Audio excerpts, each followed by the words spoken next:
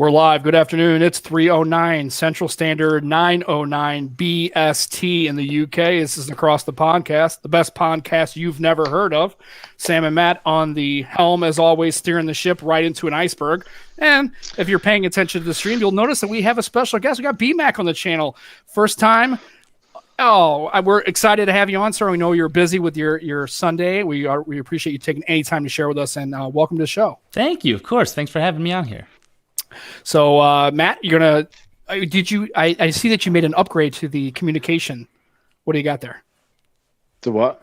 The keyboard. Oh no, it's because last time you kept moaning that my mechanical keyboard was making too much noise on the show. So yeah, it's not like you're dropping a can of this little Bluetooth down a staircase. Yeah, I got this little Bluetooth one out. Yeah, Matt has this. He usually puts our show notes as we're starting to type. And the last time, a couple shows, I mean, it literally is like tack. Is it a gaming keyboard? Yeah, it's old mechanical keyboard. Yeah, apparently it's from 1930. There you go. Yeah. Yep. So the RGB's not on, but it's a nice keyboard. Apparently not good for the show though.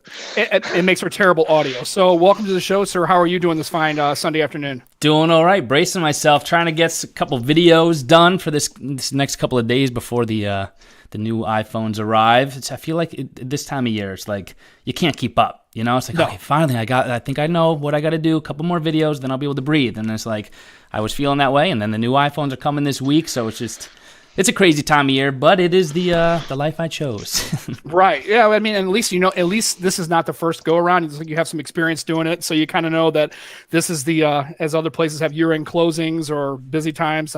Techtober is pretty crazy. And I was going to ask you too, how have you gotten better over the years of managing that? Have the phones, I mean, we have more releases and it seems like it's normal, but how have you been as far as managing that workload? How does that work as far as your bandwidth? How do you manage that? Sure. Well, it's gotten more difficult in the last probably 12 months because I've expanded. I used to be, I don't want to call myself an Apple channel, but I was always about film, photo, tech, and lifestyle. And under tech, a lot of that was mostly Apple products. But then I started to work with Google, talking about I think it started last year with their Pixel 4. And I was covering that on the channel, and then obviously the Pixel 5 came out this year. I covered that as well. So there was a bunch of different phones that I sort of was starting to become aware of, and I was like, okay. And then I started to play with Android probably about a little over a year ago now, and I was like, this is pretty cool because I hadn't had any experience with Android prior to that. So to answer your question, it's busier now than years in the past just because of my expansion into Samsung phones and Google phones, even Xiaomi. They sent me a phone, so I was talking about that one. So it's like, it's good. It keeps me busy. I've gotten into a better workflow, I think, of just knowing how to go about it. Like for me, for a while, the hardest part was sitting down and just making sure I say tech specs correctly and what I'm saying on camera is correct. Because with all these different phones, it could get crazy. Actually, I just re-uploaded my Z Fold 2 review because I'm like, okay, I accidentally called the 2 display cameras 12 megapixel when they were 10s because I was thinking about the other phone I was reviewing. So it's nuts. But hey, it's all good because a couple months from now, I'm going to look back on it and it's going to be like, all right, now I have a whole backload of videos that are going to prop me up for the next year. And that's, I think, the coolest thing about YouTube is just knowing that, at least with my style content, it's mostly evergreen content, at least for like the next 12 months. Right. While tech products, are covered and then the new one comes out, but even then they're still relevant. So that's cool. You still have that evergreen kind of content with that. So I embrace it.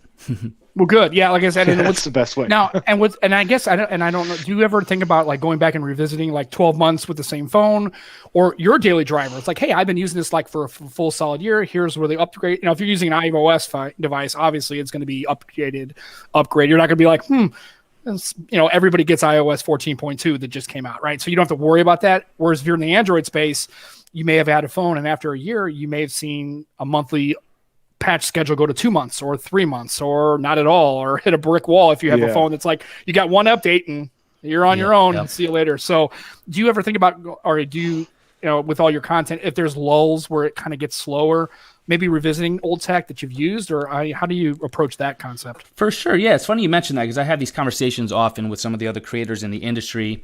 And I always say like different seasons of the year have different style of content for me. For instance, in like the February, March months when there's not a whole lot of shopping going on and obviously the holiday rush is over, so there's not a whole lot of purchasing. January still has some, spikes in views because people are returning stuff and have some credit to use. But February, March, I start to focus more on like my filmmaking photo stuff.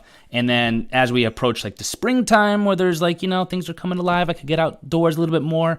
That's where like I start to do like maybe some more comparison videos. Right now it's very much unboxing, review videos, kind of recommendation style videos. Whereas in the earlier months of the year, it's more like narrative style, kind of more conversational, where it's like, okay, this phone versus this phone. So it changes throughout the year. But with just the normal schedule that products come out with, it's kind of just like what I'm feeling at the time. I always have a backlog of ideas. I literally have a notes section, and any ideas I put in there, I know could be a video eventually. It's just this time of year, all those ideas usually sit for a couple months because there's so many other unboxing videos and review videos to get out first.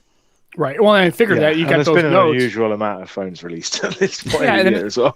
And what's good about that is because of the way the phone release schedule is and the fact that you're busy, it just automatically forces you into this, okay, you're in this like hustle, right? Got to get a phone, then another phone, and another phone. And I can imagine, especially when you're talking about specs, because there's so much variance, especially in the Android space, it's easy to call something 10 megapixels and 12 megapixels and 855 and 750, 65G, and you're like, and then, of course, if you put out content like that and you make any kind of mistake, I mean, exactly, you will get called on the carpet for it. And the internet's the internet. They will jump on you. That's why I re-uploaded it, to be honest, because it's like, I don't know, integrity for me is number one. So it's like, I don't want anyone, even if I put a pinned comment, I don't want anyone to like mistake it. I don't think anyone's going to be upset. They're like, oh, it has a 12 megapixel camera, not a 10. I'm going to get it. I don't think it was like a deciding factor on the device, but it's misinformation, and I don't ever want to put misinformation out there. So, but the community kind of came together. I got some retweets and whatnot for people like putting it back out there again, because it is something, I'd rather put it out there with correct information. Yeah, I saw it. Let it run. I appreciate it. Yeah. I saw it. I was like, we've got to keep it going. I know. A re-upload of a video is always dangerous. A nightmare. Very dangerous. Yeah. The first one's had its views. The second time around, those people aren't going to watch it again. Exactly. So it's a bit harder to sort of manage the flow. The traffic absolutely. And like Sam said too, it's it's kind of funny, like I've gotten myself into a mental landscape now where it's kind of a game. Like I kind of get this like you just want to get those reviews. I kind of want to like just every piece of content that's out, every tech product that's out, I want a piece of content about it. Just so it's like I kind of like, Bmac had his eyes on that, or he talked about that, just to be connected with it. So like when other people are discussing different products, like I have that experience with it. So yeah, it's kind of like a game. I get excited. Like anytime something new comes out, I'm like, oh, got to pre-order at least just to be able to like unbox it and review it. I don't always necessarily keep all the products I keep. And I used to be really like stingy about that. Like, oh, I'm not going to buy this. I don't want to review a product unless I keep it. But then like I kind of changed my mind to be like, all right, that's depriving my audience of my thoughts on a product that even though I might not keep, they still want to know what I think about it. So once I kind of transitioned to that, I was like, all right, now anything's up for grabs. I'll get anything and review anything. And it's kind of like a game. Like you just kind of just enjoy like pressing that publish button. It's just like, all right, cool. Now what's the next video going to be?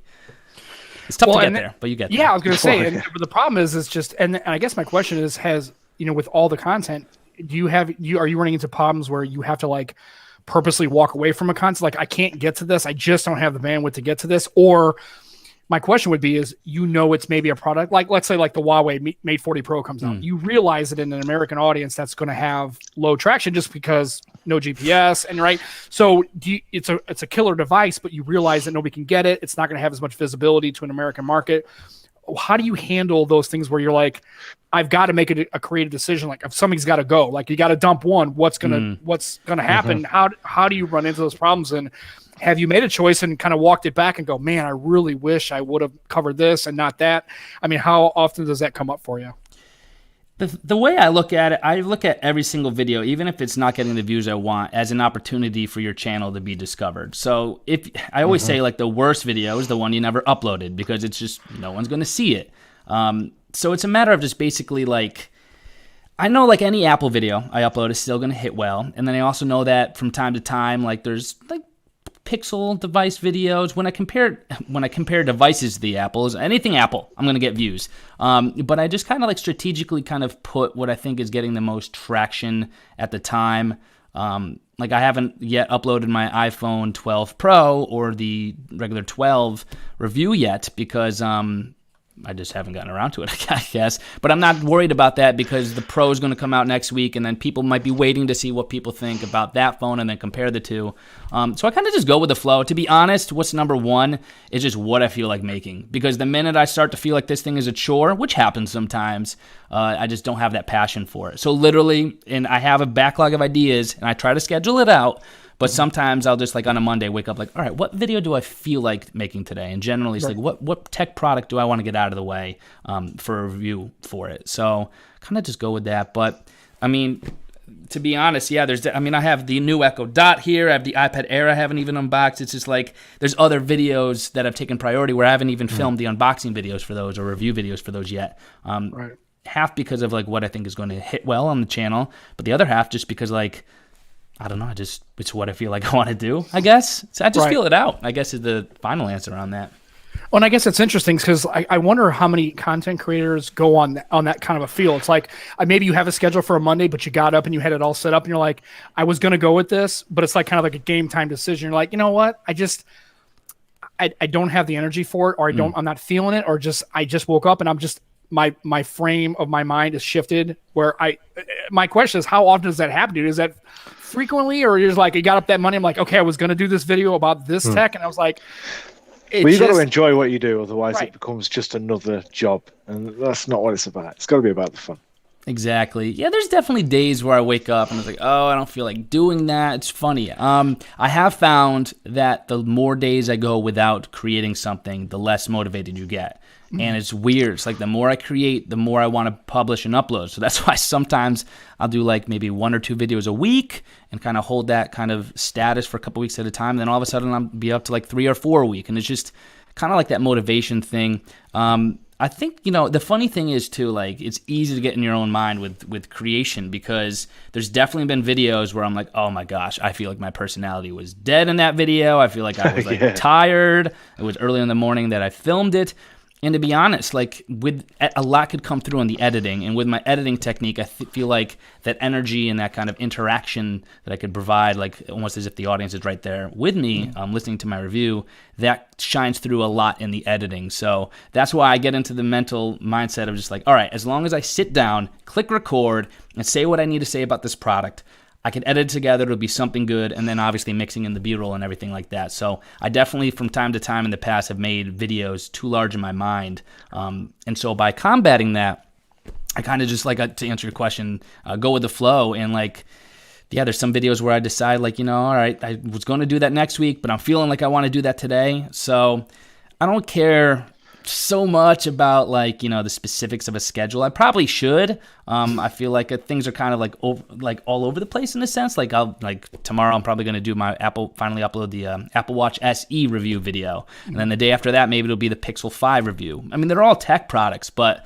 there's no real correlation with like what I want. Maybe an unboxing video will be thrown in there somewhere. But yeah, just feel it out, and sometimes it's just like what I feel like doing essentially. What brings me joy in that moment or that day. Right. Well, it's always fun. It's always fun. Wherever it comes up, I'm like, I'll watch that. Well, I like the energy you have in videos. It's just it's like infectious. Unique. I mean, even if you're like watching you're watching sitting there going, oh yeah, yeah. And it's funny because you start to get to a point where you're watching videos because you're really trying to absorb. And for me, it's really informational. But then it's like, you get to some videos and it's like you weren't really kind of into the video or psyched about the emotional component of the device, and then you're watching your video and you're like, yeah, I can kind of like, yeah, I can. It's like a feeling. I can't even describe it. It's more like just a vibe. You're like, you can tell that your energy is there, and it's transparent. And I don't think creators, the good ones, know that that's transparent. It's very easy as a consumer of this and I guess fan to watch people's content. You can kind of tell when it wasn't enough. You can feel that energy wasn't there. Like you can tell that they were disconnected. It's all those nonverbals that if you're an astute observer watches, you can pick up on, and you can even tell when people are like, because burnout, right? Stress. People are covering content. It's really outside of their lane.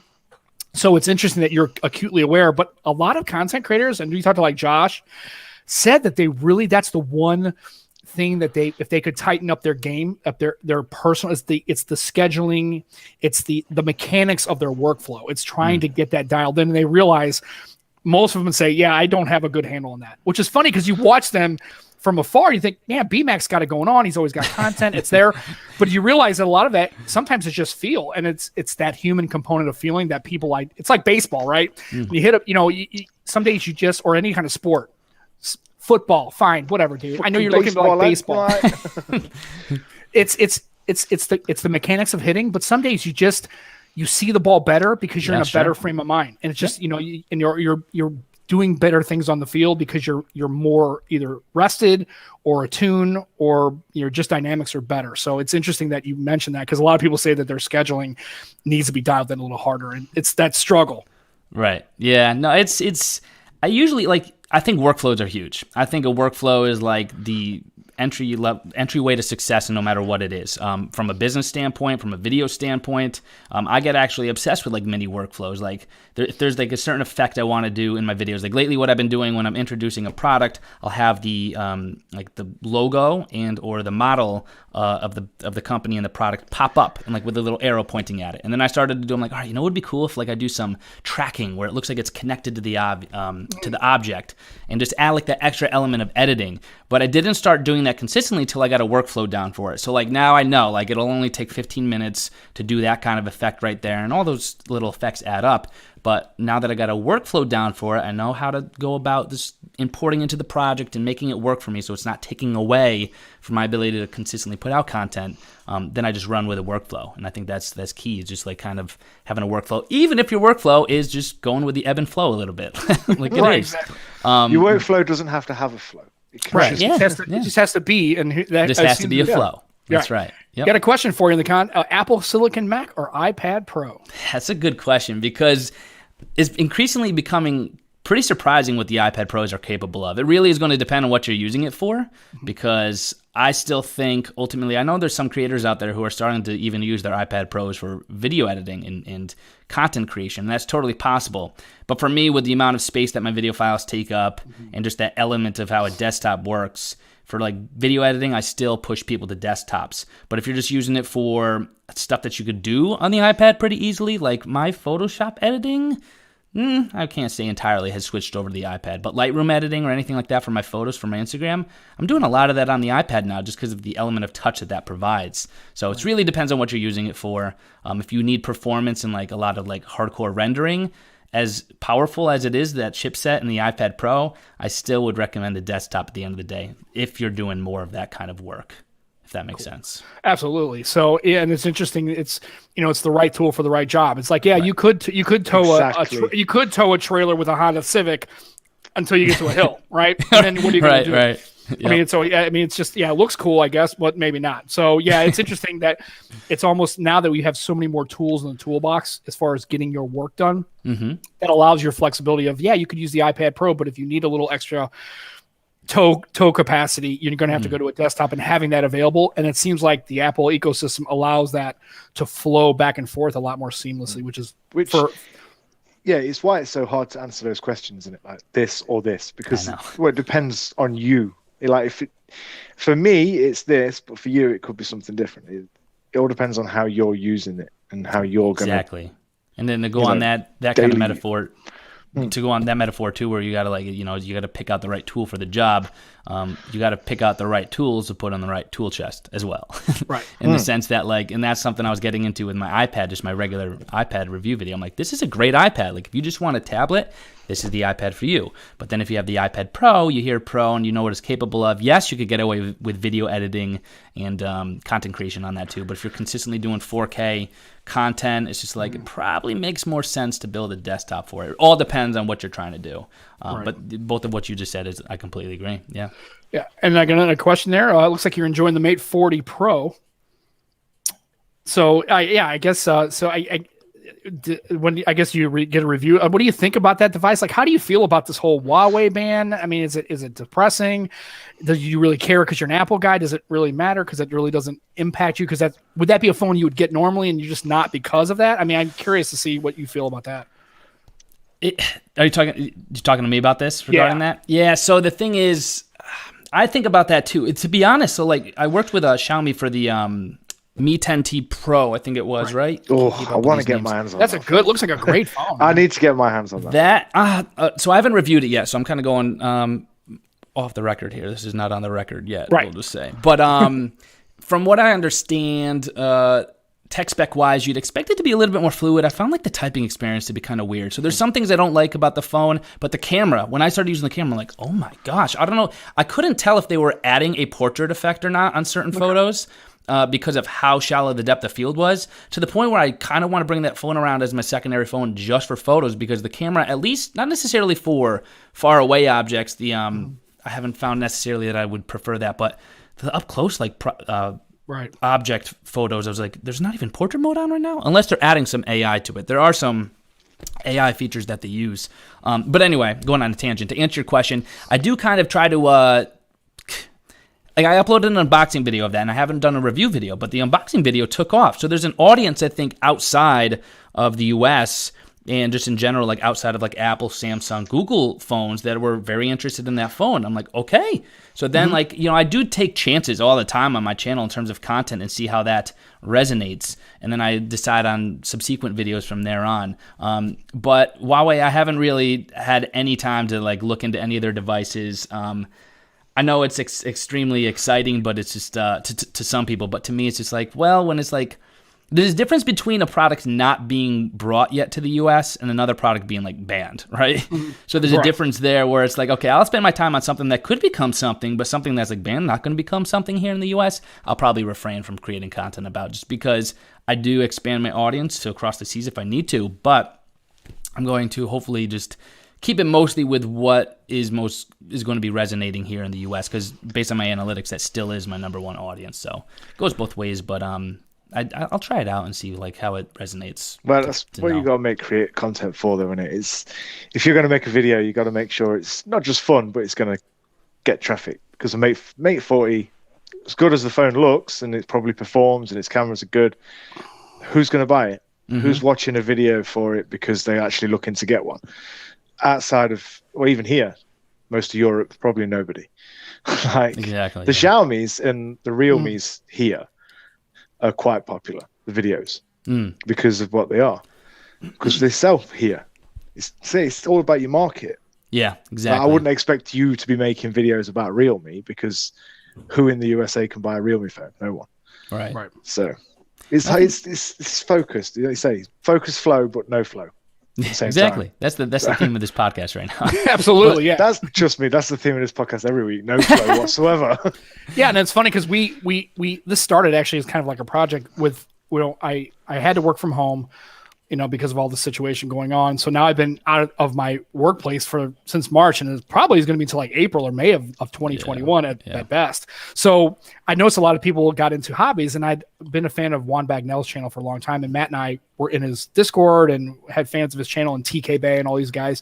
And I thought, you know what? I'm just going to start as just a kind of a joke. I'm just going to start doing a podcast. So on Sunday, I just would upload and I get a StreamYard. I just started to kind of talk, and then Matt and I kind of had Matt come on and we talked, and it just turned into this. So we approached this with absolutely no planning at all. We just let it go, and we are just so excited to have come about guests. Sometimes, man. Yeah. And then and we also like to have a guest come on because, like I said, I was telling us prior to the show starting, we can talk and we can get a feel of what you're used to. Like, I know what Bmac's going to do. I know what his content looks like. I know what phones he likes to use, but people kind of listen to our show because we actually talk about things that maybe, like, we're going to ask you here, like, how did this all start? When did you decide, like, how did this begin? When did you realize, holy cow, I can leverage this into something that it's, maybe a business or even like something I could do as a job? But like, when did that moment of clarity happen for you? I'm curious as the origin story. You ask all the people that come on, of course. How did Bmac become the Bmac of today? I think what a lot of people don't realize is I've actually been on YouTube since 2007. So I've been at this for many, many years. Back in like the 2007 to 2011 times, I had a different channel, and I was primarily doing magic trick videos. I remember my first video I uploaded, like, back then on YouTube, you could get like stats like you were the way the channel page was, you were the most subscribed, number probably I never hit number one, but like one week I was like, you're like the 26th most subscribed this week on YouTube. And like I just saw like, whoa, I'm making this content and like I'm like leading in a platform like that. It was crazy. Then I went to study communications, film, and business at my university between 2010 and 2014. And then after that, after I graduated, I couldn't get a job doing video production or any work like that anywhere, despite me being somewhere near the city, because of how competitive it is. And I was like, you know what? I'm just going to start up YouTube again, just see where it leads. And then it was primarily a comedy channel, but then I got bored with that. Going back to what we were talking about earlier, where like I wasn't excited to make that content. I'm like, all right, this is not going to work. Then I transitioned to kind of like how-to videos. I was making how-to videos because that's when I started to learn more about like SEO and how you can make how-to videos and get eyes in front of your work. But then I'm like, I don't want to wake up every day and make how-to videos. So I took like a 3-4 month break. And I think it was in the start of 2017, if I'm not mistaken, that I, like, throughout that winter, I'm like, what do I really want to create this channel about? And that's where I decided. I sat down. I'm like, all right, I love film, photo, and tech, but there's a whole lifestyle aspect to what I do too. So I decided to bring over the how-to element, bring over the comedy element, but focus on what you could actually, at least for me, build a business around, which was the film, photo, tech, and lifestyle content that I do on what was formerly Bmacadelic. That was like the original channel name, but now it's Bmac. My social media handles are still that. And it was in that same year where I started to work with different companies, and I had income coming in more than what's just like a little side job. I'm like, okay, like I actually got to pay taxes on this. So that's when I decided to make the LLC, and the rest has kind of just been building up from that. I'd say the business has really taken off over the last year because of my willingness to work with different brands. And how do I approach like sponsorship videos? It's pretty cool because people are like, sometimes they'll comment, and here's another little tangent for you, but sometimes people will comment on my sponsored videos and be like, well, this was one big ad. I'm like, yes, I never said it was a review. Like, and I said right at the beginning, it was a sponsored video.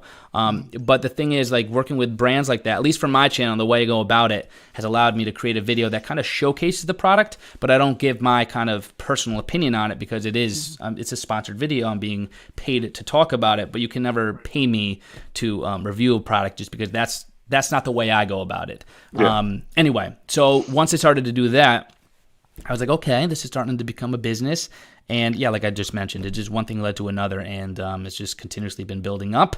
I work closely with Amazon now too, and that's one thing I'll say to anyone who's watching or anyone who's thinking about creating a channel, even like you guys, how you said you just started this podcast like out on a whim, kind of as a joke, like just go for it, because so many people have like been successful in content creation online, no matter what the platform is, just by creating. You'll never know until you start creating, and there's nothing wrong with just creating content that you're not sure about either. Like the way I always tell people, like if you're thinking about it, you got a bunch of video ideas. They're a bunch of darts. Throw them all at the dartboard. One of them is going to, several of them are going to stick. A couple of them are going to be bullseyes. Whatever sticks and is closer to that bullseye, that's your content. That's what you're good at making. Roll with that. So yeah, I've been on it for over a decade now. But for this particular channel, what is it, like coming up on 4 years? And it's just I'm happy to be able to do what I do. It's crazy. I don't think I could ever. I will never go back to working for someone after this. It's just like. It's been too rewarding. There's stress involved with it too, but it's been good. It's worth it. Oh yeah, of course there is. There's always stresses involved. Re-uploading a video. Exactly. And I say, what Troy's asking, I guess you are a full-time YouTuber. Yep, I went full-time right around the same time I did my LLC formation, which was, if I remember correctly, it was like May of 2017, if I'm not mistaken. That sounds like it's. Maybe it was 2016, either 2016 or 2017. That's when I was making enough money where it's like, okay. And another thing I do constantly is just kind of what you do in tech, is I'm constantly reinvesting the money I make into the channel. Right. So like, for instance, I got the A7S III. If Amazon ever decides they want to ship it to me, I got that coming in the next week or two. And like, that's something I see as an investment because first of all, that's more content, but also that means I could use my current Sony camera overlooking, and that's a lot for my replacement. Right now I'm using a Panasonic for my overhead video. But anyway, the point is that I'm reinvesting in the channel, little things here and there to make it look better, but also tools for the job outside of just how it looks. Just things that, as we were talking about earlier, make my workflows easier. So it goes even into like business software and stuff like that too. So it's a little mix of everything. But yeah, that's been my full-time route right there. Well, that's pretty fascinating. Like I said, it's interesting that a lot of people, and I can say that Matt and I haven't really thought about it that far. That's kind of a macro view of our channel, but we just do it because I guess my concern is at some point, when is it like right now? I don't have to do this. Like I could just turn this off, right? I can decide, to tomorrow I'm not doing this. I'm not feeling it. Or we've run our course. Matt and I are like, what's that? Okay, it's 15 minutes. It's over. We're out. We're done, right? We're just put it on the shelf, look at it and like, hey, I'm on there forever, right? We had a little fun. It's kind of cool. But when you get to the point where you're in your situation, one, you have to, that content becomes more of a business and a job. But then two is because of that, the thought about going back to the regular workforce is like, so you think about, I could quit doing this, but then I have to go back and actually become a regular 9-to-5 kind of guy, right? I ain't feeling that, so screw it. Yeah. So and it's interesting. That's kind of like you have to kind of keep going. But I guess my question for you is, do you sometimes regret like having, like when I get a phone, it's like to me, I can just have one phone and I can enjoy it and it's cool. With all that constant pressure of like having to have content, do you almost like, I really wish I could just go back to just enjoying tech like a regular human being and just like having a phone and just taking a picture and not having to think about it? Or because you become, famous, like have people actually seen you on the, like it actually come up to you and say, like they know you. It's like, wait a minute, I've seen your content. Like I know who you are. And it's that not celebrity. Not like you're not. The worst thing is when people nearly recognize you and they just go in. Are you on TikTok? I'm sure I know that guy. Like, yeah. I mean, yeah, I guess that's the challenge, right? It's like when you make that commitment to your craft, you realize that you can't walk that back anymore. You're there, and if you do walk that back, you have to go back to that old lifestyle. And how does that reconcile in your mind? Like, can you get to that framework? I'm curious how you feel about those kinds of like struggles with like, hey, I can't go back to being a normal person because I know all this now and I've experienced all this now. Well, that kind of goes hand in hand in how I've done what I've done in terms of reinvesting in the business. So investing in this new gear, and this goes obviously without saying that gear is not the answer to getting better necessarily on YouTube. But I'm just saying with my business and the way I approached it, I'm like, all right, I'm going to reinvest in this equipment here and there because if hit the fan with YouTube and YouTube went away, that revenue stream was taken away, I still have this equipment to work for clients and go back to what I was doing freelance, which was basically making freelance videos for clients on a business level. So like it would be like mini commercials here and there. So I'm luckily in a spot now with the gear that I have and the expertise that I have and the connections I have that if YouTube ever did go away, I would probably go to Amazon and like make my living there, which is helpful as it is now. TikTok. But if all of them went away and I didn't have any way of doing what I do online right now, I just go back to client work and work for clients, which would still be self-employed. I will also say just in line with that, like there's definitely like a learning curve. And I think the thing about this that has taught me the most outside of just like, how to start making money on YouTube was like the business side of things. You learn like, all right, what am I going to need to be able to consider myself full-time on YouTube? What am I going to need to be able to move out or into this house on this income?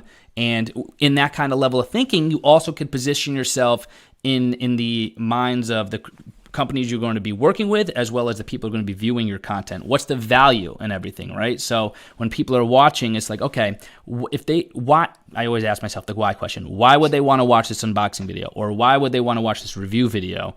And then I also position myself with that kind of question for companies. Like, why would I charge this much? What are they getting out of it for this?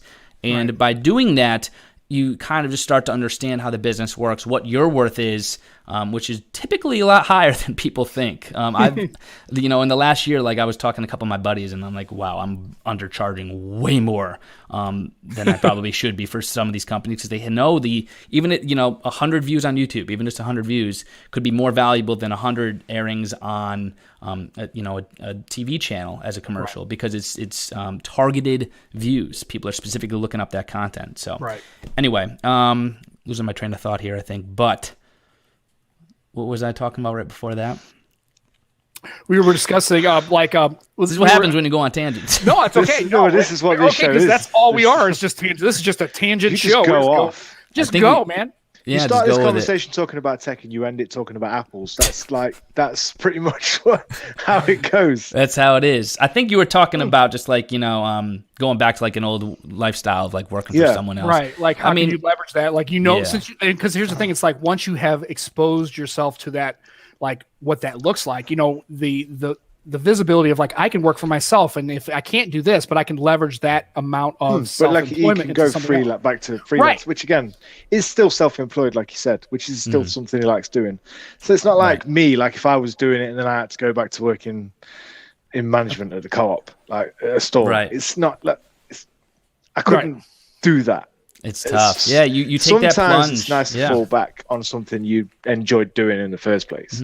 Oh, that's I enjoy my job, but exactly. That's what I think. That's what we were saying earlier. How it's like, I can't tell you how many times I've gotten a new product or a new phone. It's like I gotta unbox this on camera before I actually could start using it, and that sounds so ridiculous, but it's true. Those are like the things you have to like deal with when you have this, and it's just like, oh, I want to edit this video before I start actually using it after I unbox it. That happens a lot with the iPhone videos. Generally on launch day, I'm not able to actually start using and playing with the device until like 11 or midnight that night because I'm unboxing it, and then I got to edit the video because that's like how I could justify making it. And then there's also, and this is kind of what we touched on way back in the beginning of this hour here, was that there's definitely stress involved with being like a creator that people don't realize. Like there are definitely days and nights where it's just like, oh my gosh, like people don't realize. Like I would never want to go back to a 9-to-5 job as an employee of someone else, but there's joy in that in the sense that like, okay, no matter what's going on, if you have a bad day, bad weekend, whatever it is, you have that job lined up for you. You could go in at 9 a.m. at that job, and you're still going to get your paycheck.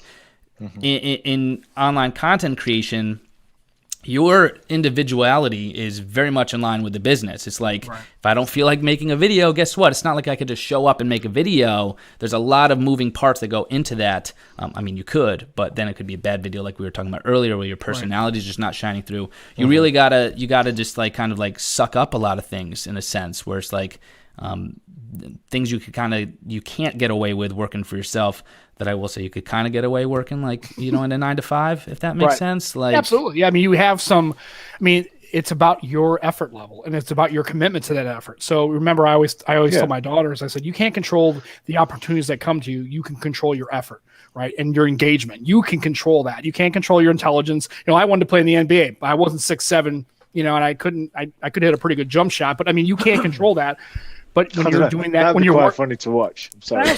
I'm just saying, I pretty good jump shot. But what I'm saying is that's the only thing you have actual control over is and when you're in your own space and you're doing you're an online creator and you're doing this content, you have to be engaged and you have to be motivated because you can just wake up and go, I don't really feel motivated. I'm going to put out this content, and then you're going to go back and watch it. Hopefully, you're going to watch it and you're going to go, I don't think I can post this because it's not honest to my brand. It's going to look like, oh man, Bmac look like he's checked out. And then the problem is that kind of damage is hard to walk back when you're visible. Like if I have a bad day and you're working a 9-to-5, my wife knows, maybe my boss knows, nobody else knows. Bmac puts out a video that looks not on point. Personality doesn't shine through. He's clearly not engaged in it. Right. That's going to stick in people's minds, especially if it's YouTube. Right. And then it's there forever and you can't get rid of it. And then on top of it, if it's a product that I really want to know about, then I question, does Bmac not like the content? Does he not like the device? What's going on? Is he, it just starts to snowball and people get in their own head. And then all of a sudden you got a bad look going on. That's a challenge that's unique to working for yourself. Right. Yeah. You got to put a lot of stuff aside and kind of just like, and there's a lot of stuff like, I consider my audience kind of my backbone in a sense where it's like, okay, there's been times where like I've resisted uploading a video just because one little thing wasn't like perfect, and I think it was, of all people, my barber, I think I was talking to this with, and he said to me once, he's like, you got to think to yourself, you're kind of being selfish if you are preventing your audience from getting that content if it's based on your like perfectionistic view on things. So like there's been times where I'm literally like, I don't like the way that cut was in the video. I'm going to really export that before I publish it. And if it's things that I notice that my audience isn't going to notice, then I got to look past that. There's things like that, and obviously there's just general life involved with it too. But at the end of the day, like I got to create content that's for viewers because it's too selfish not to provide them with content, and this goes exactly in line with what we were just saying, is too selfish not to just give them the content they come to expect. I don't think I've ever I could, not even off the top of my head, think of any videos that I've just like don't feel good about, because usually like I'll force myself into that kind of mentality. This one. Sometimes I'll have to put in like the added effort of just like adding a little bit more energy than usual. but all the more reason why it's so important to create a content strategy and a channel around what you're actually excited about. So even if it is a product that I'm not excited about, it is still tech. It still falls within my channel. So there's still, it doesn't matter what product it is. I always will get some kind of level of enjoyment out of unboxings just because I love opening things up. It's weird. I think it's like, it's nice when you get a case. It's not normal. It's cool to watch. No, I mean, that's it's nice when you get a case or, a charger. Yeah. That'd be lovely. Yeah. I am going to say one thing. The chat seems to have spiraled out of control. What is the chat Zach saying? talks tech. Zach talks boy. tech. Zach's in there. They're talking about OnlyFans. Right. He said basically. Zach said if Bmac starts doing OnlyFans, he'd be your first follower. I have an OnlyFans. It's called my Instagram, and it's free. There you go. I put all the stuff on my stories. I will never get an OnlyFans. Like this that was crazy. I just looked down at the chat and I'm like, wait, what? I've heard that a lot lately. No, I will never be on that platform. That's a platform where I don't even want my name associated with, just because of. Well, it's funny how it just kind of like it really wasn't that, and then how it just kind of like took off, and then kind of just like now it's like, okay, well, I was interested in that when it was like that, but now that it's turned into this whole new thing, it's like a okay, stigma about it. Yeah. Oh yeah, can you see how this show just goes? I love it. I love it. This is what I miss. Like, it's Zach's fault, or it's probably a DT's fault. To be fair, yeah, it's probably DT. He's a little bit on the weird side. He likes to throw us into the bus, and he makes fun of the fact that I'm like, Zach's not helping. Yeah, well, that's okay. I'm glad Zach's here. That's important. That's all that matters. Remember, it's just about showing up, right? And Troy Zach's had a been question. on the show, and he enjoyed himself. Yeah, he was. We awesome. didn't talk about OnlyFans when he was here. No. So I'm glad he brought that up. So the thing, Troy asked a question about like what level, like did you hit like a follower mark? Like what was the moment? like how many followers did you get? Like okay, I can leverage this into full time. Like was it a number or like okay at 1,000? No, obviously no, but maybe when I get to 200,000 or 100,000, like was it ever like a line for you, or is it just you just woke up like okay, I think I got enough traction. I think this can work. I'm gonna go ahead and just take the dive and put the best foot forward and go with it. Sure. For me, it was never about numbers.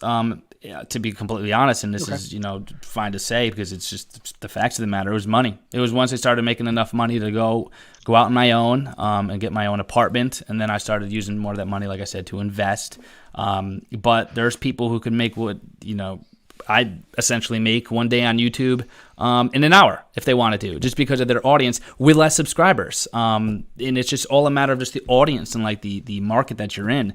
Like someone said recently that like personal finance is a category on YouTube that's exploding right now, and someone makes a ridiculously high CPM. I forget who exactly personal it was. Finance. Yeah, personal finance, like investing and whatnot, and of all things.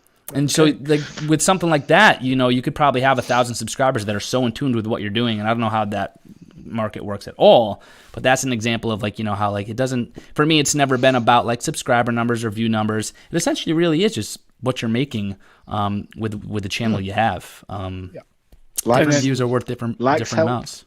Yeah. And then dislikes help as well, which is what I found really weird. And Zach puts up a comment. He's one of your underrated creator. He knows the stuff. He's always helping, inspires me.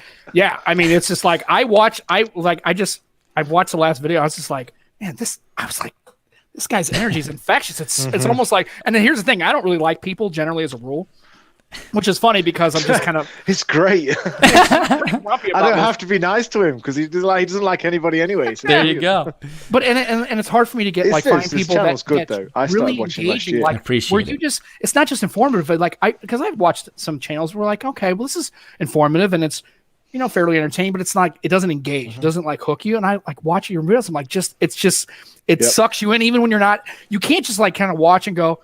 And then, like, I was watching one video, my wife was talking to me. Now, to be fair, a lot of times I'll have a moment where I kind of check out. But I was watching one of your videos, and she was like, I could hear her talking. I could hear sound. And I was like, huh? And she goes, are you paying attention to any fucking thing I'm telling you? She watches this show. You know that. I go, no, not really. She was like, what are you watching? I said, I'm watching one of Bmac. We have a guy coming on. I'm trying to get up to speed and stuff. And she's like, did you hear anything I just said? I said, no, but I'm sure whatever you were talking about, I'm sure it wasn't that important.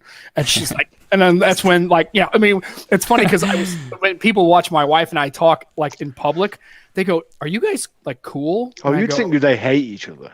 yeah, people think we like because we rip on each other constantly. That's and hilarious. And it's funny because we get to that point where, like, one time she was asking me a question. I said, "You know what? I wish we could invite this device that you could hold in your hand, and you can enter information, and it would tell you stuff like the weather or news. We should invent a handheld electronic device that you could search for information. We should make that." She's like, "You're such an asshole. Why do you put that piss yellow duo down?"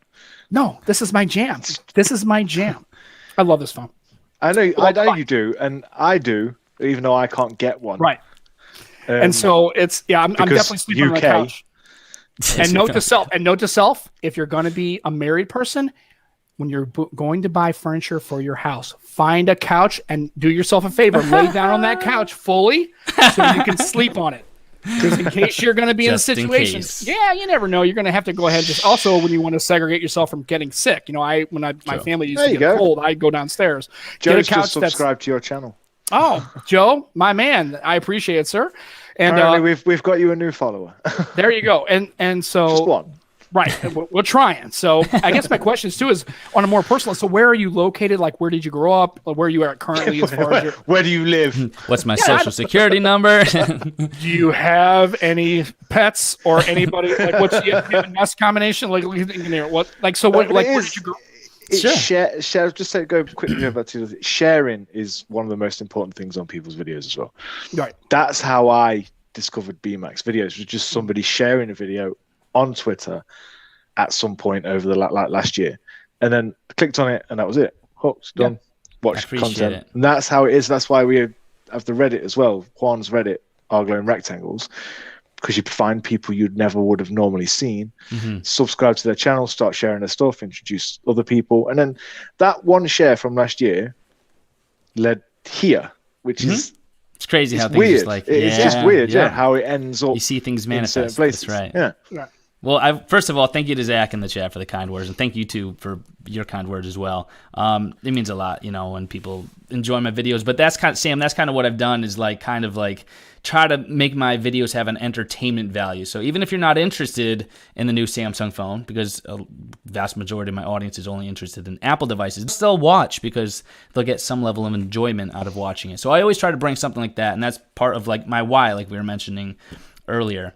So thank you guys for that. Appreciate that. But I live in Connecticut, born and raised in Connecticut. Currently do not have any pets, but I've been thinking about getting a dog. I'm deciding whether or not to get it before the winter or after. So we'll see what happens with that. But also looking to relocate in the spring, but it'll probably be within Connecticut. No idea where that's going to be either. But let's see, what else can I say? A lot of who I am, you guys have probably seen in my videos. A lot of even I stream on Amazon from time to time too. Definitely much more than I do on YouTube these days. And just my personality that comes through, that's very much even in this live stream. This is who I am. Right. I think sometimes from time to time I could be opinionated. I'll admit that. But I think can't we all? Can't we all? Exactly. But I definitely say some things that are I truly believe in. I think. So many people have probably muted me on Twitter because of my going on and on about the new iPhones not having 120 hertz refresh rate. Right. But those are one of the things where it's listen, I love Apple, but that's an example of if we don't make noise about this, they're not going to think they have to change it, Right. So there's so many and I guess that's something I think Zach is actually the one in the chat. I think he coined Savage Bmac is here. And whenever I'm talking about something that is controversial, if you want to say that. But so I have that's one thing I always try to do is stick to my word and maintain my integrity. And if that means pissing a few people off about ranting about how the new iPhones don't have 120 hertz, so be it, Right. But that's pretty much it. Did I answer all the questions in regard to who I am, where I'm from? What else? Yeah, no, I mean without being Zach, sorry, Savage Bmac is good. Yeah. He's the emperor. I mean, there's a point I think that you have to, in order to, I guess, to maintain operational integrity, you have to kind of if you just agreed with every single, then are you a Kool-Aid drinker? Is Apple just is there anything that Apple, and that's the problem I think. Apple. The worst thing about Apple is this year, Touch ID is something you're going to miss with all these masks and everything. Everyone's wearing that. I mean, even my wife ran into it because she went from an iPhone 8 Plus. How is she getting on with that? She loves the 12. Although, I got it figured out. Yeah, that's what I was asking you. I don't know how she forgot her passcode, so then the phone locked, and she my God. Like literally about 3 days after she got it. Yeah, I was like, honey, iPhone 12. You have an iPhone, and if you forget your passcode, you're proper fucked. I mean, you're like not going to be able to. Yeah. So what happened was, I don't know what happened when I went on their website, and I guess I quit the end-to-end encryption, and for some reason it reverted back to her old 4-digit passcode. I don't know what I did. I don't know. And it just said, and it came up with 4 digits. I went, honey, you remember your old 4-digit? She said, yeah. I said, try that and see if it works. And it went in and was like, and then I reestablished the end-to-end. I don't know what I did. It was some like next. You worked some magic, some voodoo stuff. You do what the FBI cannot. Right. I had what's called FM. It's called fucking magic, right? I used to do it all the time, right? So let's try that, see if it works. Right. So she was okay now, but it was funny because it came with a 6-digit default. And I said, honey, didn't you realize you can change it to a word or a 4-digit? And she's like, no. And then, so we got past all that. So she's okay now, but she noticed that in the store the other day, she was like in that mode where, okay, well, I'm in the store, we're shopping. She had her phone with her and she was like having a, I know. She was, and it was funny because God love her. I was watching her do this. People pay like I was watching her go like this. I go, hon, nope, you're going to have to. I told her, I said, just while we're in the store, go to your settings and just disable the screen lock. Yeah. Just turn it off while we're in the store because it's in your hand. And that's the way to get around it. But it was like, okay, well, where would I do that? So I click general. Okay. Yeah. But it's, she's getting okay with it. I'll tell you that I'm not really an Apple user, but I've looked at her 12 and I'm like, I don't know, man. I could kind of see myself getting back into I like Apple devices. I like iOS well enough where I could use it. It's a little, and I noticed that as I've had Android devices now, I've not customized them as much as I normally do. I used to ROM and root and flash and do all that stuff. And now I'm like, as I've kind of gotten a little older, I don't go through all that level. So I can see myself. Yeah, I'm old. Yeah, it's okay. But I noticed that with Apple fans, they're a lot more permissive about letting Apple get off the hook about not having the refresh. It seems like Android fans really hold OEMs more accountable. Like, hey, Samsung's got it. Why doesn't Xiaomi got it? Apple fans are a little bit more allowing it to go, well, it's not a big deal. It doesn't really degrade the user experience. Well, I'm glad you're staying edgy and go, no, fuck that's that. Just it. They should have 120 hertz, or at least 90. A lot of people are hitting the lower budget and Android phones now because they're coming with 90 hertz, 120 hertz. Yeah, some of them are obviously not AMOLED, but some of them are. So I'm glad that you stay on point with that, and that shows me that you're willing to kind of like, one, you got to make noise, because if you don't make any noise about it, Apple's not going to move on it, because Apple are always late to the party though. But you got to stay on top of it though. You just have they won't do something. I'll give them this: they won't do something unless they've got it perfect. Got the battery consumption down. Got no juddering, no bugs, nothing like that. It's got to be smooth and perfect before they'll implement it into one of their phones. That makes sense, and I respect that. And a lot of times I've admitted that when it comes to Apple. And then you have that. Usually the two arguments are like, well, Apple will wait till they can do it right, or B, the normal person isn't going to notice that or utilize it. To which I say, like, that is so not true. I mean, you could bring up, like, you have the 12 Pro Max in the 12 Pro now that have HDR video. The normal person's not going to notice that either. But guess what? It's in there, and it's a pro-level device. But it's also just like these little things, and that's why I wanted to. I think like 2 years ago, I'm like, I'm going to start using Android devices because I want to see why there's such an Android versus iOS battle. And that's when I started to realize the little things in Android that really add up. Always on display. Love that. That is such a little thing that it's like, my iPhone feels so outdated no matter, even though I just got it, like, the 12 Pro. It's just like there's no always on display. It feels like a relic of the past. Obviously, the refresh rate, even if it was 90, I could notice the Pixel 5 is 90, right? I could notice a difference on that of like the fluidity. It just feels better. So, you're never going to make everyone happy, and no matter what it is, what you're doing. So, if people, I'm sure no one's like just like that infatuated with Apple where they're going to unsubscribe or like totally stop following me for me like bashing Apple a little bit. But like, hey, it's like, it is what it is. Like, I'm going to call it as I see it. And if that means bashing Apple a little bit when I think there's little things that they could have done. And then you'll have people who like come up with, I'm going to call them excuses, because no one knows for sure, unless you're working for Apple, why something isn't implemented. But when there's things like this where like higher refresh rate displays, there's really no excuse for that. In my eyes, like you had the time to create it. And the thing is, usually when we make noise about this and it comes in the next year, everyone's like, oh, it's so good. It's like, yeah, this is what I was complaining about a year or two ago that Apple didn't have. And listen, I know there's certain things like you can't make that argument for with Apple, but there's hardware configurations like that where it's like, all right, that needs to be a choice that we can make. Like, I think the biggest thing people were arguing with the refresh rate was the battery. It's like, okay, but I'm like, usually I'm like, I don't do a whole lot of like going around like the state on a day-to-day basis. I'm usually either editing down here in the studio or in my car where I have CarPlay and it's hooked up anyway. So the battery's never a huge issue for me. In fact, it's kind of annoying when I review devices because I have to specifically not put it on the charger like I usually do with my typical setups. So anyway, my point is like, that's something where it's like in a pro level device, and then you have people who say like, well, it's not actually pro. It's like, no. It's got HDR video. It's got the crazy stabilization in the lenses and just the lens specs in general. It is pro. It's meant for a professional. They're showcasing people, filmmakers who are using this phone. Right. The commercials are always talking about how you can do all this stuff that's professional level grade work. Exactly. So it's like you have people who always create excuses and whatnot, but I'm like, you know what? I'm just going to say it as it is, and when it finally comes out and it's something that realistically could have been implemented, a year or two ago, and it's like, all right, well, you know what? It is what it is, and eventually it's just like people are going to be like, oh, I love this. I'm like, yeah. Well, you're welcome, because I screamed about it 2 years ago. Apple's problem is they don't want to put all their eggs in one basket. Exactly. This year they made the batteries smaller and put 5G in their phones. Even though I think the screens that are actually in the iPhone 12s are capable of high refresh. I think that's what they're saying. I think it's just blocked by software. So if they wanted to, they could make the Pro Max thing. But Apple don't like putting all their eggs in one basket.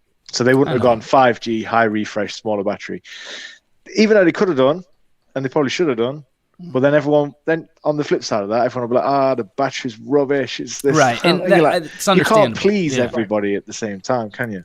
I think options are good. Options are good. And I think like the Samsung phones, you could toggle the adaptive refresh rate, right? Like that's an option. Do you want the higher resolution and the lower refresh rate? Or do you want the higher refresh rate, potentially lower battery, and lower resolution? Like options are good. And I know they're going to say, and there's another example that like Apple followers like have used in the past. Like, oh, well, they don't want you to have to think about that. They just want the phone that works. It's like, okay, sure. But this is the pro level of phones. Like the 12 and the 12 Pro are so close now in terms of just like tech specs that the Pro is very much like the one you'd go for if you were a Pro. Here I am ranting and raving. But anyway, the point is that's why we wanted you on. We want Savage Bmac too. Savage Bmac has arrived. That's just the thing though. Everything I've seen, that the 12 and the 12 Pro are so similar. They need to have that differentiating factor. And that's something like, it's just like, you could make excuses all day long, but there's certain things that like, I think that Apple does fail on certain levels sometimes. They've had products flop or services flop. And like there's, it's very possible that they just failed at being able to implement it. It's not always necessarily for a reasonable, understandable reason. Like people are saying like, oh, they did it.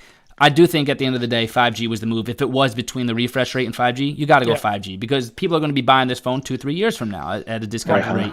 It's going to survive longer. I understand that. But again, not to try to make this argument, but Samsung's done it, Google's done it, and then there's like, oh, well, they don't have the resources for this many displays to do it. It's like they get their phones from Samsung, and Samsung had like record numbers with the Note 20 Ultra, I think it was, in terms of and so don't tell me that it can't be done. It could be done. It's just a matter of them probably failing to do it. But anyway, that's the way I look at certain items when it comes to Apple that they don't implement. And so I'll make noise about it, and it's just like at least people who understand what I'm trying to do is I'm trying to keep it real, Right. Yeah. And that's which is true.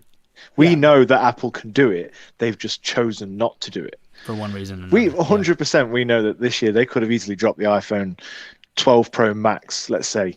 Leave the other two alone. The iPhone 12 Pro Max with 5G, 120 hertz, flipping. It would have been the best phone of the year. If they makes you breakfast in the morning, and they could have done all that, but they decided round a table and said, no, we're not going to. Why? For some reason. Well, exactly. Why not? We don't need to. We can keep that for next year's big wow when we announce the 13s. Right. Well, and I guess I would have liked to have seen, because of the COVID situation or just any situation in general, to have different levels of authenticating yourself into the phone. Is you have a power button You have fingerprint a power scanner. button. You've done it on Yes. other devices. Why not just throw it in there? It's not like you. I mean, that was just like.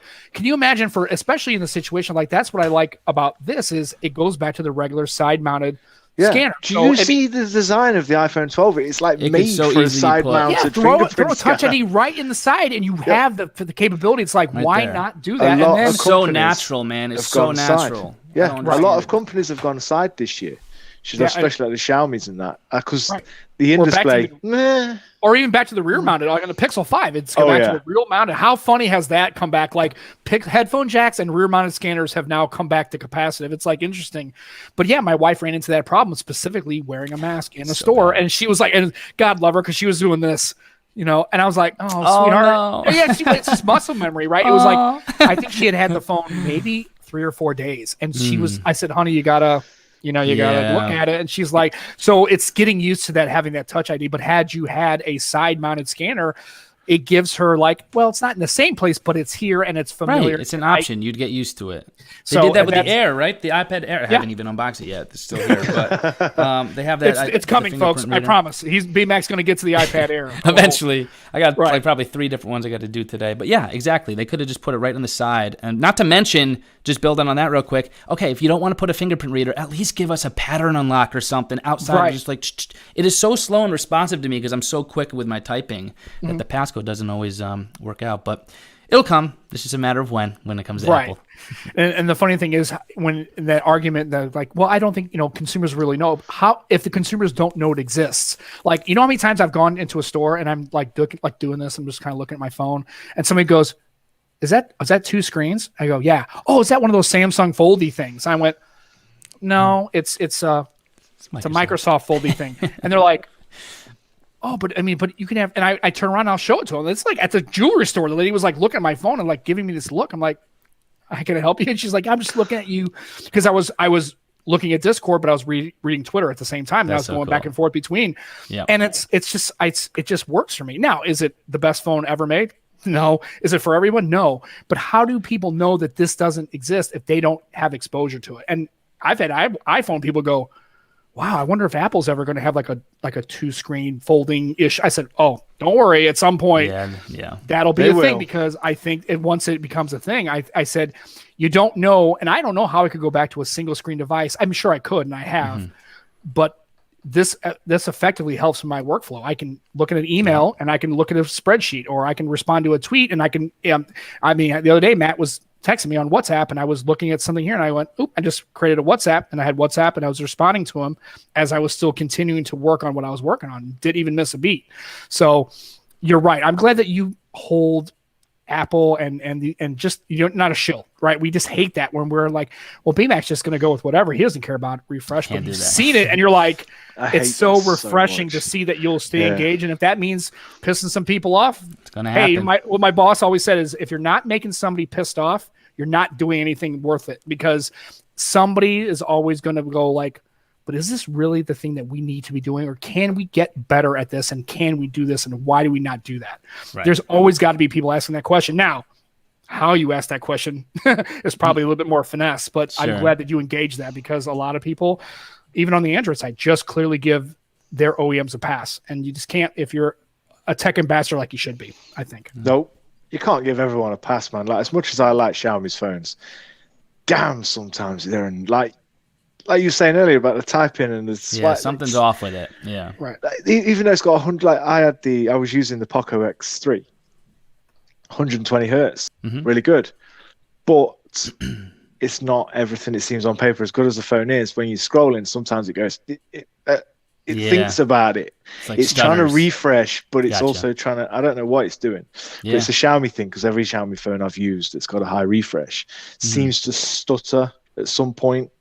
Yeah. During scrolling, and I don't know what it is. I just found the typing. I don't know if it's the typing linked to the vibration or what, but I just found the vibration motors are horrible on Xiaomi phones. It's bad. And then I go to the Pixel. I'm like, wow, I like typing on the Pixel more than I do the iPhone because of the haptic feed. Then there's another little feature. It's like, I don't care if it kills my battery. Give me haptic on the iPhone. Like that. Like there's so many things. You still not got haptic on the keyboard.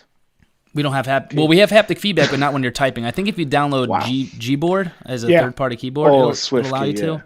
But I can't tell you how many times still, even lately, it'll glitch. Like not know that that's the third party I want to launch right away. So it's just put it into the native keyboard, like things like that, you know? Right. And like I said, I thought they'd done that already. That was years ago that people were asking for that.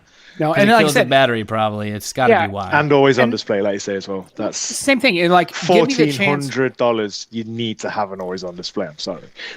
Exactly. Yeah, and so like I said, it's just interesting that give me the options. Like, give me a 90 hertz option, give me a haptic. Give me a haptic motor, like I can really jack it up, or I can turn it off, or I can put it in the middle. Yeah, it's my phone. I've paid for it. Right. Let me decide. I've got the Oppo Find X2 Pro, which is what I'm using to do the stream. That's the camera. I choose to have it on 120 hertz quad HD. That's me. Somebody else might not, but it's got the option. Right. Same with Samsung. Samsung hasn't got that option. I understand the idea of some like this the regular 12, for instance, not having those options. Have a phone where people just want it to work, and then have a phone where it's for the professionals who know what they're doing and can make that decision. And, you know, if you feel like something should be a certain way, send it stock that way, but at least give us the option in settings to like invoke something or turn something on. That's the way I look at it. I just feel like they are falling behind in terms of that. There's certain things that just still make me want to use the iPhone, the ecosystem definitely being one of the main reasons that keep me with it. But I tell you, if you put the camera system of, like, for instance, the Note 20 Ultra on the Fold 2, I would have seriously considered foregoing iMessage and all the ecosystem for something like that, just because of all the features I'm getting in it that I've come to love and quote unquote need. You know, need is subjective, of course, but in a phone. But it's just like you say, Pro is now the word that everyone uses. Like some phones it doesn't mean anything, some phones it does. Like the Sonys don't use the word Pro in the name, but they have the Pro camera, they have the Pro video controls from the Alpha team. So sometimes it is, I like the camera tech and I like the idea of having the Pro modes on the Sonys. Put them on other phones. Other phones open up the Pro modes. It's not for everyone. Not everyone will use them, but again, it's options. It's there. If you buy the phone and it's what you want, then it's there for you to use. Yep. It's little things that add up. It is because if you're spending that much money, that phone is 4 years down the line still going to be in your pocket. So the options are nice to use. Like over time, battery will be a lot worse. So you can choose to have it on 60 hertz at full HD. Yep. Yeah. After killing it for 3 years on 120 and fucking quad HD, watching HDR10 videos on Netflix and all this stuff. Right. And Jim makes a comment. I love showing his friends who have iPhones my split screen note. So it's interesting how you can show them. Yeah. I mean, it's just interesting because I think people don't even think that's a thing. Like when I go to the store, they don't know that this is a thing. Like, they have no idea that I can do that and I can just. Okay. The hinge on that phone is ridiculous. It's just and like I said, I always get people kind of going. And you show it to them, and they're just blown away. And then they think, I can't use that. I go, well, yeah, you could. And does it work for your tool? Does that work for your tool chest, your toolkit? Does it? Maybe it does. And if it doesn't, it's okay. Always options. And then, hey, TK's in the chat. He's late. That's okay. And I was going to do the chat like this. Start talking. Hi, I'm TK Bay Sabaho, everybody. It's TK Bay, right? And Matt's got the hat, so we definitely are fans of the channel. So this wasn't planned, by the way. No. I turned up to the show and we're wearing your merch. Well, and the funny thing is, Matt says it's not planned, as if anything on this podcast is ever really planned. It's just kind of organic. Look, It's just I'm wearing the show shirt. Sometimes we don't even wear it at all. Right. So it's one of the things it makes for terrible audio podcasting, but we always have like a shirt check, so we kind of wear different kinds of stuff. So it works that way. Sam, if I could ask you a question real quick, sorry to cut you off before I forget though. So let me ask you. So like on the Duo, right? Do you find yourself enjoying using it? Like looking forward to using it? Like absolutely. Like I found myself when I was testing out the Fold, I'm like, all right, like I specifically want to use this device, even if I don't have to check anything. Just like let me check Twitter, something like that. As a like from a standpoint of wanting to actually use the Fold because of how cool it is to go on the front and then open it up. I feel like iPhones just aren't like they're awesome, but like they're not as fun to use these days as other phones are. If that makes sense. Right. Yeah, because like the Pixel, there's things about it that feels good and. Well, and I think that's what Apple sacrifices. They sacrifice the ease of use and familiarity for, is it really fun? And I don't think anybody who uses an iPhone really thinks of their phone as fun. It's so ingrained as a tool to get their work, media consumption. Utility, yeah. Right. It's almost like it doesn't really matter what the phone necessarily looks like. They're going for a different grab. They're trying to get you to use something that's familiar, and then you can continue to use that. And they don't want to push too many workflow change. Like with using this phone, I can tell you the first 2 weeks of using this, how I interacted with an Android device totally changes because of how I'm using it. Yes. So it's one of those things where I was like learning, like, okay, well, so like for instance, I can launch an app. So I have Twitter, right? That's but so I can awesome. I can close one, but then I can just move it across. That's so So cool. I thought I had to I thought I had to do this. Right. I had to do it like that. I had to move it. So what I had to do is I thought I had to do like pick it up and then move it. When you don't, you just have to do that. That's crazy. Right. See, So like that's fun. That looks fun to do. Like it's just not as fun to like do those kind of like, well, you can't do that on the iPhone, but like, right. And then iPhone's it's just not like, as fun. if I want to tent it up, then I can just tent it up and the content will shift. Oh, that's so cool. Right. And so what I do, I swear to God, I'm not lying. I will lay in bed and I'll put the phone on my chest. Yeah. And I'll just tent it up. Or if I'm like at my desk at work, the other day I was watching election results, which I don't know why, I just was bored.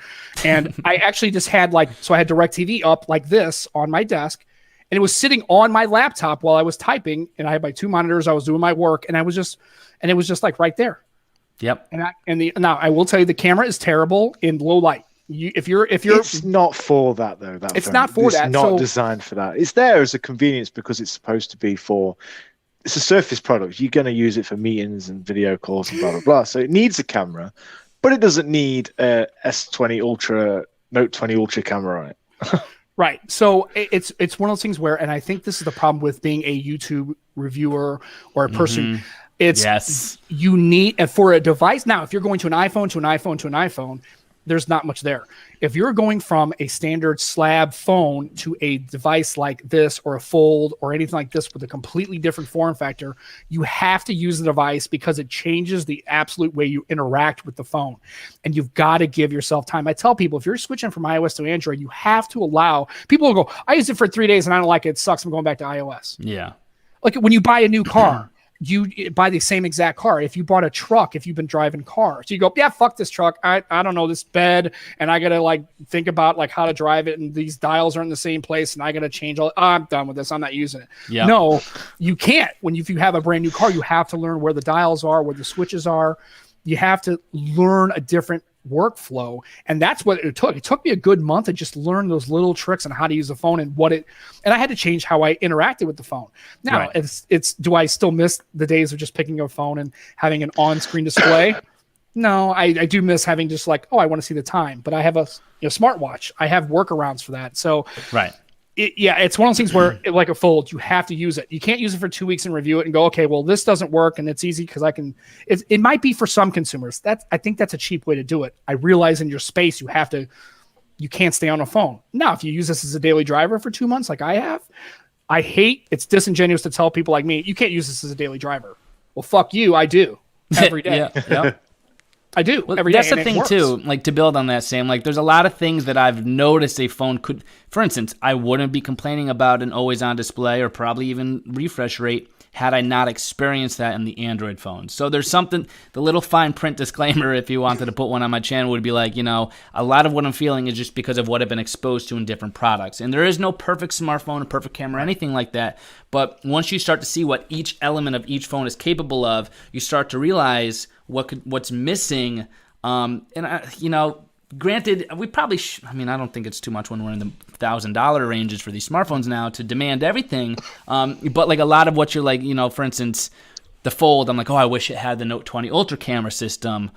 When like Matt just said, technically probably it's not meant for that. But by trying out all these different devices and knowing what's the best feature of each one, you just as a reviewer want to have that in an ultimate device. And it's kind of seems at the end of the day, more and more you're kind of is this the ultimate device? That's kind of what the excitement is. Yeah. You expect kind of It's almost like at the back of your mind, even if it's on a subconscious level, it's just like, is this the ultimate device? For most products, like the flagship phones that are coming out, you're like, is this the ultimate? What's the camera going to be like? Is it going to have this, this, and that? And it's because you're piecing everything together. At the end of the day, I will probably go, well, I can't say this on record because that'd be ridiculous, but the majority of things that you buy are going to be good and sufficient, especially when it's from name brands. Like, you know, you're not going to buy an iPhone that's trash. I don't think you're going to get a Samsung phone like within the last, 8 iterations of the releases of their smartphones that are trash. Like each device now has gone through enough motions, unless it's completely brand new to the market, that is going to have a silver lining. So I always try to look for a silver lining in every product, even if it's a product I do find a way to bash. But there's always obviously a purpose for it, and people unless we say the Galaxy Note 7. We'll just not don't talk about that one. But there are some that maybe you should just... That one didn't happen. There was no 7. And I agree with Joe's point here. The problem is the ultimate device to one person is different for another. That's right. And like I said, exactly. It's like vehicles. I mean, if you have a specific need, like if you need a truck to tow a camper because you're a guy who owns a camper, you really can't do it with. I mean, you have to understand that. To your point, you want the unicorn device, but I think at the end of the day, there has to be variance in the marketplace for the tools because everybody's interacting with their phones in a different way. And the fact that companies like Samsung are getting to the Fold Flip, you got Microsoft trying to get back in the game after watching Windows Phone kind of, and I still argue that as far as an operating system, I enjoyed using Windows Phone the best as far as being functional. I liked the OS. Just a shame that Microsoft didn't do what it needed to do to market it and position it properly. But I think at the end of the day, we want the unicorn, but at the end of the day, I think getting a unicorn is kind of boring because then everybody's using that device because if it's the perfect device, and then everyone uses another it. one. There's always going to be a unicorn with a shinier color added to it. Or it's something. like you say, the Folds and the LG Wing. These are all fun phones. They're not supposed to be phones for everyone. But they are phones for people like us, nerds and creators. I'm glad that they're trying different form factors. And I think there's you might as well try some news because it's funny, we get a disconnected message of, well, we just don't want the same darn glass slab every day. So then companies come out with the Wing and the Note and the Duo and all these other kind of devices. And people go, well, that's just too weird for me. I just want to go back. That's plastic. It's going to break. I don't want it. Right. It's finding that balance, I guess, is what it is. And that's what we need. Or Samsung's folding glass. Plastic. Here's the thing, though, too. I'll just say real quick. If there ever was a unicorn phone that came out, we'll all be unemployed because that'll be the answer. There'll be nothing else to review. So I hope the unicorn never comes. I bought the unicorn phone, so Bmac's done. He's like, damn, I got to go work a 9 to 5. Yeah, exactly. Shit. It's over. We found it, guys. It's the unicorn phone. It doesn't get any better than the Titanic's discovered. We're out. See you guys. Bye. Exactly, man. Exactly. Well, but no, there will be no unicorn phone because not everyone wants the same thing. Like people who want the iPhone, the SEs, the SE 2020, they don't give a shit that it's not got a good battery life. They put it in their pocket and that's it. That's it. Yeah. Then they'll text someone back and put it back in their pocket. It's always going to be about needs. But when you see all the videos, it's like you're gaming on it and I'm like, no, well, it's not going to last an hour, 2 hours. If you're gaming Call of Duty on it, no, because it's not. Needs for different people. Not for that. My nan is going to have an SE in a bag. Get it out once or twice a day. Make a phone call, take your message. She's not going to be sat playing Call of Duty. Like that is the perfect phone for her. So that's technically the unicorn phone for her. If you want an iPhone but you want better, then either get this year's or look at last year. Look at the 11. The 11 Pro from last year, not necessarily the Max. I mean, I know iPhones hold their value a lot, so it's a bit harder to recommend last year's phones when it's like when Android, last year's phones are half the price they were. iPhones don't drop that quick. They're still £1,800. Like, they're not cheap. So we're at the about 120 mark. So hey, I'm sure everybody in the channel probably already follows you, but in case people need to be engaged, I know we got you one subscriber. So we're trying. I mean, we're not exactly the Joe Rogan experience here, but hey, if we could drive any traffic to you, we could. So how can people watch your content, engage with you, communicate with you, and just see what you have to offer? Because it's really awesome. If you haven't, get on board with Bmac stuff because it is 100%. Appreciate that. Thank you. Yeah, so my channel is just Bmac, just like it's, where is it? Right there. BMAC, for those of you who are listening in the podcast version. Just look up Bmac, BMAC on YouTube. You can look up pretty much anything. Bmac, Brian McDuff, or Bmacadelic, which was like my original name across social media. And I should just look up Brian McDuff. I should pop up. Not too many people in the world have that name. Perfect. Well, good. Well, again, Brian, it's really awesome to have you on the show. Thanks for having me appreciate on. you taking time. I realize that you're busy with content and creation and all that kind of stuff, and just having you on. Unboxing the iPad Air. Yeah. And I should probably do that now, right? Now that I'm in the game now mode. you're kind of, it's on your mind. It's like, hey, this is one of those things where, and just being known that anytime you actually have some time to squeeze us in, we'd love to have you back on for a follow-up, and we really just appreciate you taking the time. He's going to do it live on the show now. Look, what? Right. If I had the overhead camera going, I might. I'm actually, I probably am not in the market to get an iPad. I'm going to watch that video for sure just to kind of see it, because it looks like a fantastic device. It does, man. That fingerprint reader is honestly one of the things I'm most excited for, which is ridiculous. But there is no other that's tablets. Apple for you. No, not really. That's love Apple or hate Apple. Their iPads are just the only thing to get if you are looking for that. Samsung's Tab 7 good, but the iPad's good.